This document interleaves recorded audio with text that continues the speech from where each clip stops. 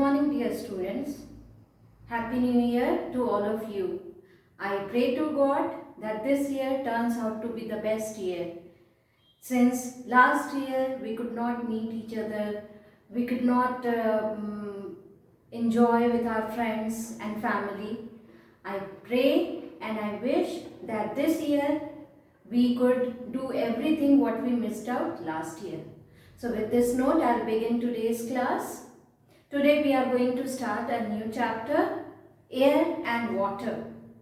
In the previous chapters you have read about the food, how food is so important for all the living beings. And also you read about different animals and plants which are present on the earth. Air and water, these two are very important things that make our planet unique, that make our planet different from other planets. Because of the presence of air and water on our planet, the life is possible. The life on other planets have yet not been discovered. So, since we have the proper amount of air and water present on our planet, our Earth, our planet has got life, and so we are different from all the other planets present in our solar system. Today we will discuss about the air at first, and then we will go with the water later. So all of you please turn to page number 107. As you can see, here we have a puzzle.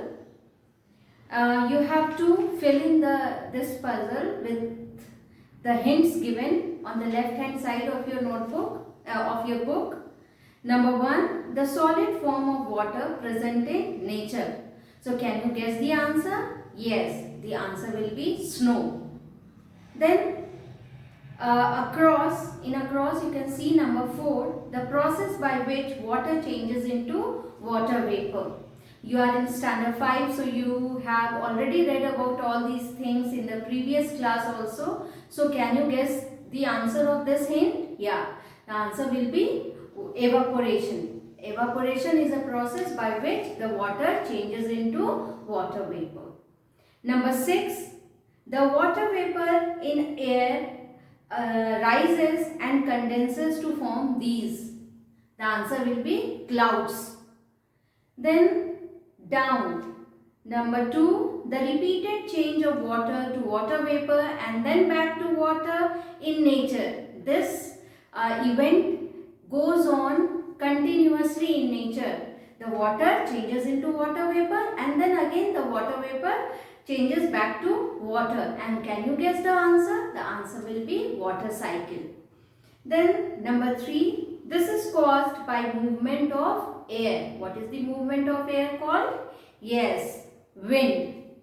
W-I-N-D, wind. Number 5, human beings need this to breathe. It's a very easy question. What do we need to breathe? We need air to breathe. So this answer will be, number 5 will be air. Number 1, snow. Number 4, evaporation. Number 6, clouds. Number 2, water cycle. Number 3, wind. And number 5, air. Now, I have already told you food is very important for all the living beings present on the earth. Along with food, water and air, both these are also very important. In fact, water and air are very important, even more than food. If we don't have the proper supply of water and air, we will not survive, and there is no point of food further. At first, we'll discuss about air. What is air? Air is an invisible blanket which is present around the earth. Our earth is surrounded by an invisible blanket of air, and this invisible blanket of air around the earth is called atmosphere. We have the atmosphere around the earth, and due to this the earth has got life on it. Now, what is air made up of? What are the components of air?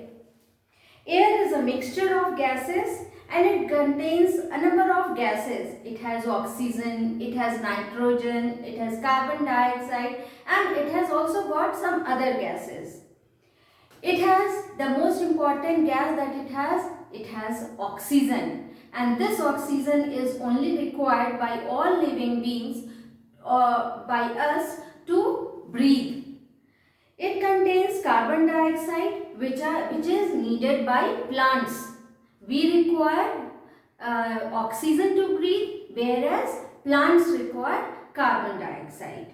Some other gases present in air are nitrogen and argon.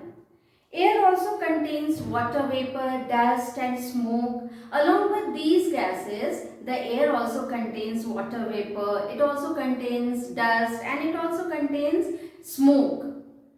Now, we will discuss about each gas one by one. As you can see on page number 8, we have the diagram of the components of air. You can see the nitrogen has the maximum amount present in the atmosphere, means nitrogen is 78% of the atmosphere is covered by the nitrogen, which that means the maximum amount of gas that is present in the atmosphere is the nitrogen. Then we have 21% of oxygen. This oxygen is required by us to breathe, and the remaining 1% has got all the other gases, means argon, carbon dioxide and water vapor, dust, smoke, all these come under 1%. At first we will discuss about nitrogen. Now, what is the use of nitrogen? Nitrogen is required by plants for proper growth. As you have read in the previous chapter, how the atmospheric nitrogen cannot be used by plants directly. So, there are two plants, peas and beans. These two plants convert the atmospheric nitrogen into some useful form, and they store this useful form of nitrogen in the soil. And all of you know the plants grow in soil, so the nitrogen which has been turned into some useful form from the atmosphere gets stored in the soil, and in that soil other plants get the other plants grow, and they are indirectly benefited from the nitrogen, and when we eat those plants we are also indirectly benefited from this nitrogen. Then this nitrogen is also used to make fertilizers, and nitrogen is also used to keep packaged food fresh. How packaged food are kept fresh? Because of the use of nitrogen gas. Then you must know liquid nitrogen is very cold, and so this liquid nitrogen is used in laboratories, blood banks and food storage units. So these are the different uses of nitrogen. I hope the different uses of nitrogen are clear to you. What are the uses of nitrogen? They are needed by plants for growth. As I told you, we are also indirectly benefited by nitrogen, and other plants are also benefited by nitrogen when they are stored in the soil. Then the nitrogen is also used to make fertilizers. They are used to keep packaged food fresh. And this liquid nitrogen is used in labs, blood banks and food storage units. So with this, I finished the nitrogen. In the next video, I'll discuss some other gases.